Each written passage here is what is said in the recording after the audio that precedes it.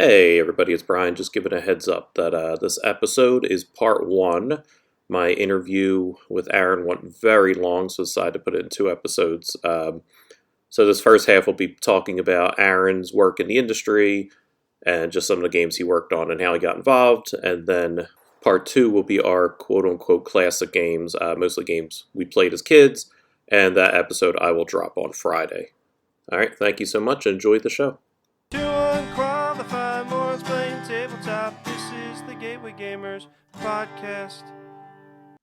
Hello, and welcome to Gateway Gamers Podcast. My name is Bryan. Welcome to the show.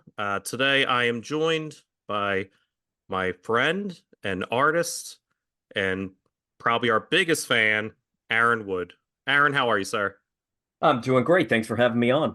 Of course, you kind of called your shot on this one. Aaron has been yelling at RP and I if we're gonna do the classics. He was like, "Are you gonna cover Monopoly and all these other games?" And I was like, "You know what? Like, we actually planned it for this summer. We are gonna do like a summer classics episode, and it just kind of fell through." And I said, "You know what? Why don't you pop on and we'll talk about the classics?"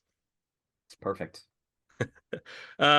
So tell me, well, don't tell me because I know you, but tell the audience a little bit about yourself. You've worked on some games which I find interesting. So just kind of tell us a little bit about that, how you got into it, maybe some company and projects you worked on or working on. Okay. Well, I have always been a artist. I went to college for illustration and dabbled a little bit in graphic design. This is probably in the mid early to mid 90s. And a lot of the Adobe products were just starting to get their start about this time. So I kind of took a few classes, self-taught myself some graphic design, and when I got out of college, I got a job at a print shop doing layout and stuff for printing. Mm-hmm. So I learned a lot about the print industry, which has helped me a lot when it comes to working with publishers to make games. And so I just kind of honed my skills with that, self-taught myself, Illustrator, Photoshop, InDesign. And yeah, I had a buddy that sent me a link to a Kickstarter at the time, and he said, "Oh, one of our favorite childhood games is getting a reboot on Kickstarter. You should check it out." So I looked at it, and I really don't want to disparage anybody out there, but everything was so disjointed. And I said, "Well, I'm just going to contact them and see if I can redo their stuff for them." And yeah, that was my first board game gig, was working on a reboot of the old game Supremacy. Oh, okay. Yeah, which we like to call Risk with Nukes. Yeah, pretty much. Yeah. Okay, Yeah. that's kind of So interesting. yeah, So yeah. were you so you were a gamer before, I'm assuming. hmm All my Okay. life. And then they just kind of your friend reached out, was like, "Hey, check this out," and hmm you Yeah, kind of like, "They need help. Let me help these guys out." exactly. That was exactly how it went too. Yeah, and we worked on it, and the Kickstarter raised 50K. Nice. And yeah, All there were because some of you. snafus, all because of me. All because of It was you. kind of funny because I did a white background for the oceans, and I had this specific look in mind. The original game is very 80s. It's all got like very bright neon colors or whatever. Hmm. And it was very divisive because half of the backers loved the clean look of it, and the other half didn't. Yeah. But in the end, they ended up going with two maps. I did two versions. You could get it either way, and then we made everybody happy. Yeah, nice. Yeah, you can Yeah. never make everyone happy. We were just talking about Summoner Wars last week or last Oh yeah. episode, and it's like the art style for that is very cartoony and I love it. But if hmm you look at Board Game Geek, like people hate that artwork. I'm like, well, you know Yes. what? Like you can't win it all. Yeah, you can't. And it's funny because was it Garfield Games just posted something today for one of their older games, and I'm so used to the artist. Oh God, I'm so stupid. I can't remember his name, but the guy who does like Raiders of the North Sea, like Hmm. all of the Garfield games, and it's a different artist, and I'm like, it just something didn't track with me. I'm so used to seeing a certain style, and to have another artist come in and do a different game for them, it just doesn't really track, and it kind Yeah. of throws me off. But yeah, that was my first foray into the board game industry, was with with that reboot. Okay. And then from there, you just kind of use that as your resume to reach out to other people, or then does people start reaching out to you? Somebody reached out to me for the next one a couple years later because of, I don't know if you remember the whole Google Plus craze back in the day. Mm. Um, and I managed to get onto their suggested user list somehow. And Okay. I was getting like 5 to 6,000 followers a day. I think they had me up for a month and I ended up with like 350,000 followers. What was Google Uh, Plus? I don't remember. Is that what was that like a social thing? What was that? Yeah, Google tried to do their own social thing. And What era was this? Is this uh MySpace, Facebook? this is 2010, 2011, like Okay. 2011. Yeah, and the good thing is you needed an invite to get in, and a lot of people in the tech industry and early adopters got in, and I made a lot of connections with a lot of interesting people Nice. back in the day. But somebody on there really loved my art, and for the next project I worked on, reached out to me and said, "Hey, my kids and I are designing this card game called Robot Rise, where you play a mad scientist that is creating these robots. We want you to do all of the graphic design, and we want you to do all of the illustrations." Nice. And I got to tell you, it was one of the hardest projects I've ever worked on because my art directors were children. Trust me, And I work with kids every day, yeah, so I can only imagine. yeah. The biggest thing that I ran into was robots should not have mouths. Anytime I tried to put a mouth on a robot, the kids were like, absolutely not. We do not want mouths on the robots. No, fair. They So had a every vision. robot, yeah, they had their own vision, yeah. But it was fun. It was great, and that was my next project. And we're all ready to go. We were all ready to kickstart the project, and he goes, "Nope, we're gonna take a year off." And I'm like, "To do what?" And he goes, "I'm gonna shop this game around for a year."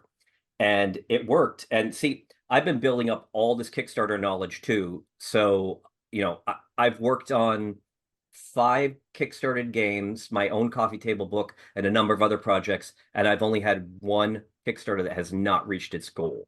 Hmm. Which is, I'll get to that in a little bit, but Okay. he launched it and he got $10,000 for this unknown card game because Nice. all he did for a year is he went to Gen Con, he went to Origins, Hmm. and he's from Ohio, where card manufacturing is and all sorts of games and stuff.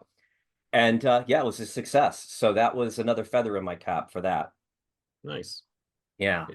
Yeah, Yep. those little unpublished alleys work out. Like I imagine, because the only I know at PAX Unplugged in Philly, they have like that kind of section where you pitch your Mm. games to companies. So clearly it works. Like if you have a game idea and like Hmm. definitely check out those conventions and push them a bit. Yeah. You should. That's your best way to get in front of people. Hmm. Yeah, it really is. So yeah, Yeah, that Kickstarter's was my nice, first but one. yeah, having someone behind you with a name also Mm, helps. it does. As far as games that I've worked on that have had kind of bigger names, um, French Quarter, I got Mm. to work on that. I got to do something I'd never done before. They came to me and wanted me to design their Kickstarter page. Oh, nice. At least do the graphic. I should say the graphics for the Kickstarter page. They already had an artist. They already had a graphic designer.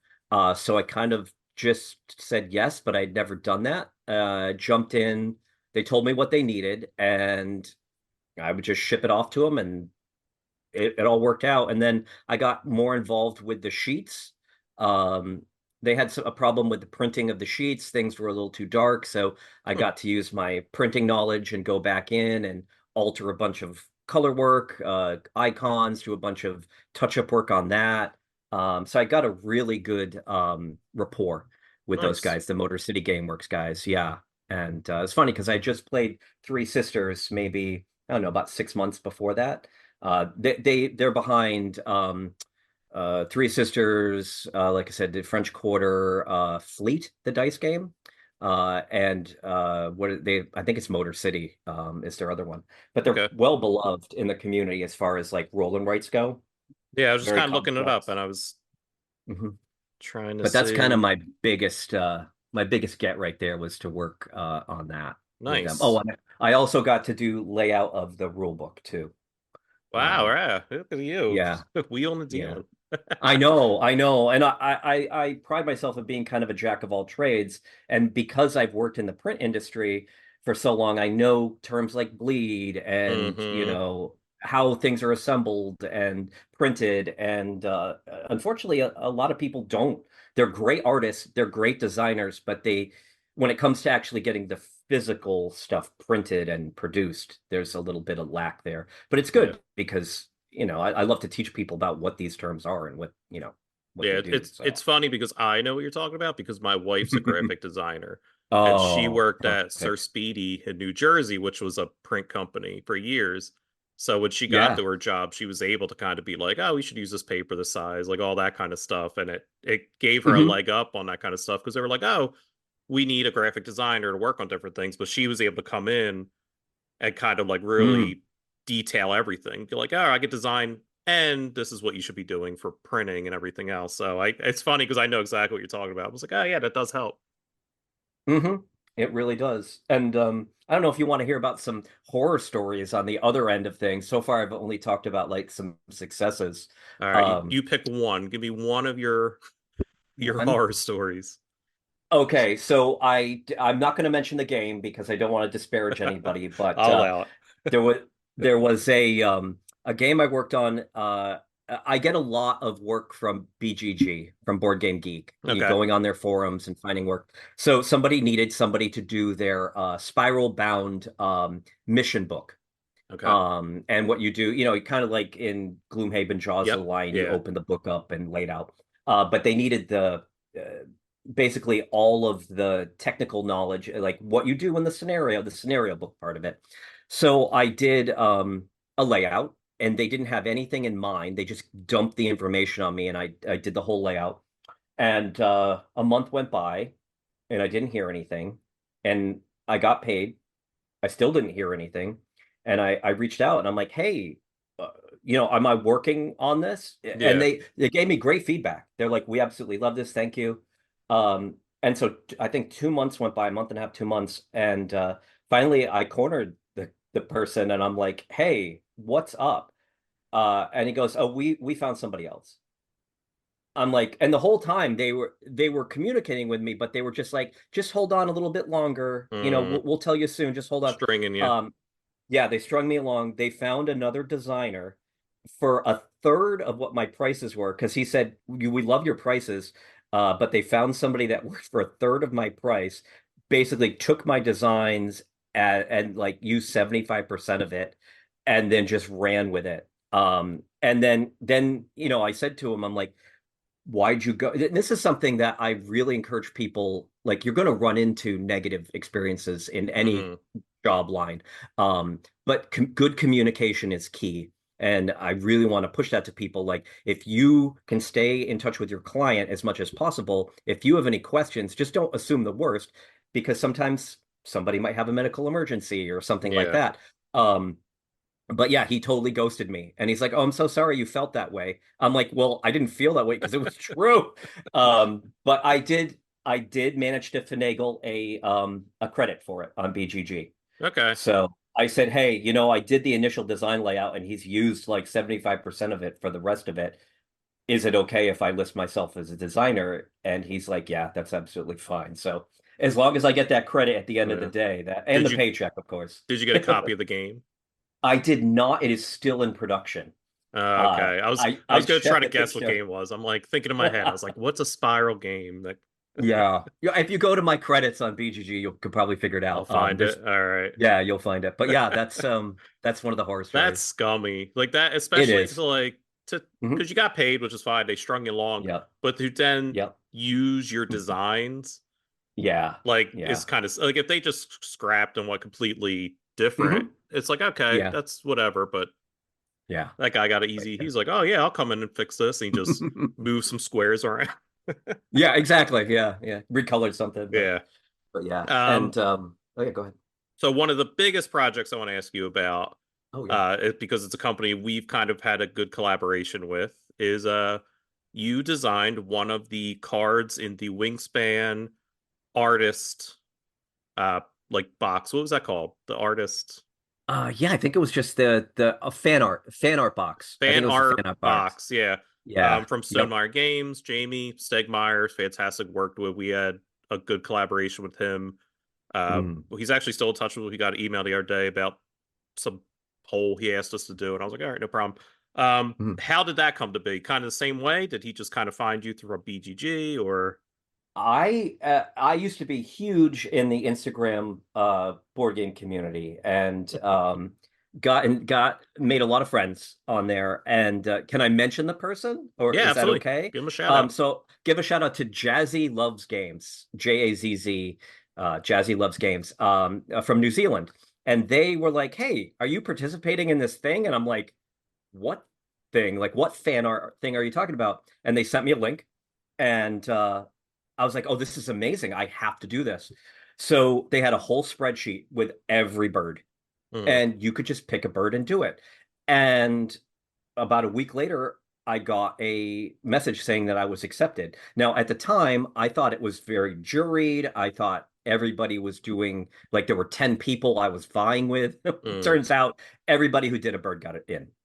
And because as soon as you pick that bird and put your name on the spreadsheet, nobody else could get that bird. Ah, And okay. I thought the coolest thing was, and it's funny because I haven't really had many interactions with Jamie, but I did do a really cool, my girlfriend and I did a really cool spread for the viticulture anniversary that they had. Yeah. We went out in the backyard, we put the charcuterie board down, we really went all out, and he liked it. And that was one of the first instances where, a board game celebrity kind of, interacted with my account.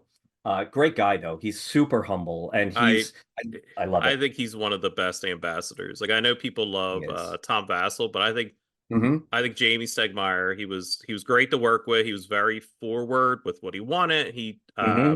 would kind of say like, "Hey, you review the game. I don't listen to it, but I'll plug it and promote it." So if we were negative or felt a certain kind of way, we didn't Yeah. feel a certain pressure towards like we didn't feel like we had to give a good review. I mean, not that we do anyway. We're always pretty honest, but I think for other Hmm. people, definitely it was nice. And then he does his Mm. lives all the time where he's talking about Mm. different designs of games. He talks about games that he loves. Like I think he's one of the best ambassadors kind of for board gaming. And I think publishers should look at what he's kind of doing and follow suit for sure. Definitely. Definitely. I think everything you just said is spot on about him as far as being an ambassador, his knowledge, his just overall being a nice person. And he's a gamer. But he You can is. tell he's a Yeah. gamer. He enjoys games. He doesn't just like Hmm. review and talk about games. Like he talks about games that he loves and why he Very loves them. passionate. Yeah. Very passionate. But yeah, I did that, and then they're like, okay, you're gonna get a free copy of this box of cards, and just sit back and wait. And I did, and I got it in, and I opened the thing up, and literally my bird was right on top of the third Nice. stack.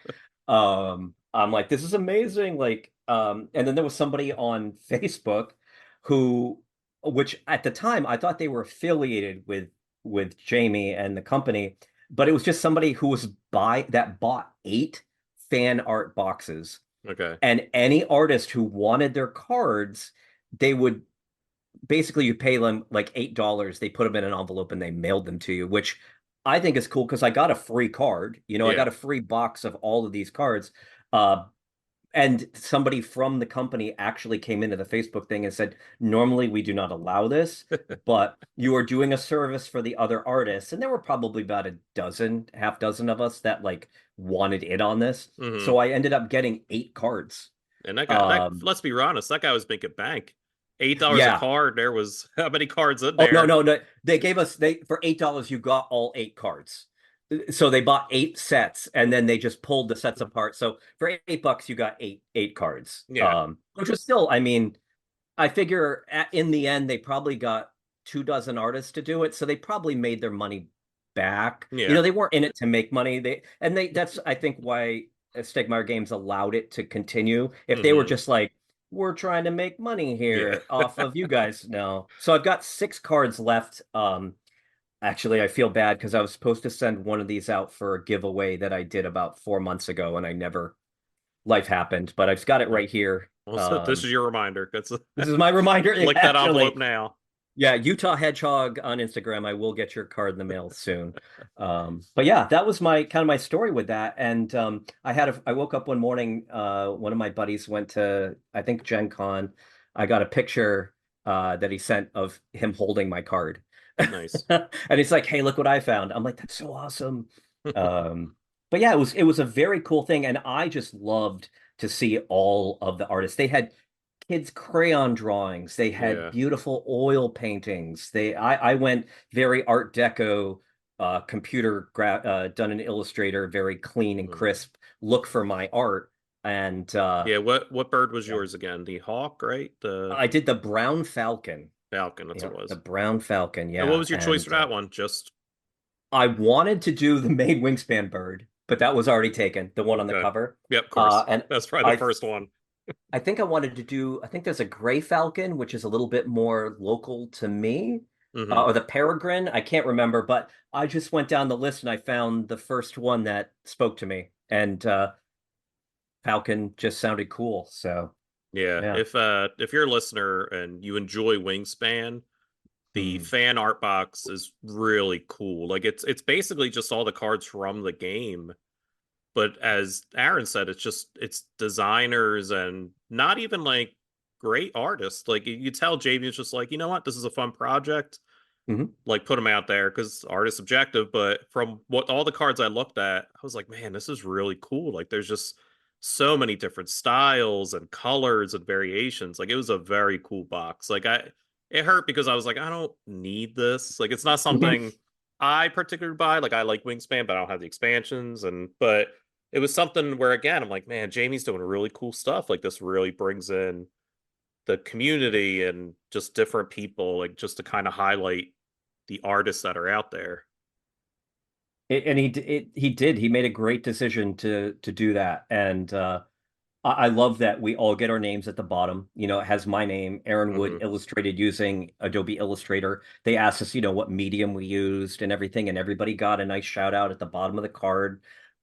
It was just a great project to work on, Yeah, and I love it. I was super excited for you. I mean, I've been Thank you. following you for a while. Your art's fantastic. You know, I love it. But when that kind of came out, I was like, wow, like he's in Wingspan. And at the time, I didn't know you did other board games, like designed other stuff. So I remember like kind of Yeah. reaching out, like, this is exciting. You're like, I've done other stuff. And I'm like, but it's Wingspan. This is exciting. Like, I don't, Yeah, yeah. It is kind of good on my resume. It reminds me, maybe I should be able to link that on BGG somehow. I'll have to look into that as far as illustrations goes, no, because I for can put sure. artists for something, and to be in the same game as Elizabeth Hargrave is Hmm. amazing, and the artists that worked on that. I'm sorry, I'm the names just dropped out of my Yeah, head. I But never remember the artists. I never give them enough credit uh as I should. they're so amazing. I've watched a few years ago. I watched a video on the artist creating some of these pieces in real time, and I'm like, this is just amazing Yeah, that stuff. So Wingspan's good. fantastic. Even if you don't love the game like RP because he's an idiot, but the artwork is so good for that game. Like it just fits. Like it's Mm, truly just an art piece, and it having is. you be involved in that and all the other artists is Hmm. just so cool and exciting. Yeah, real treat. Yeah.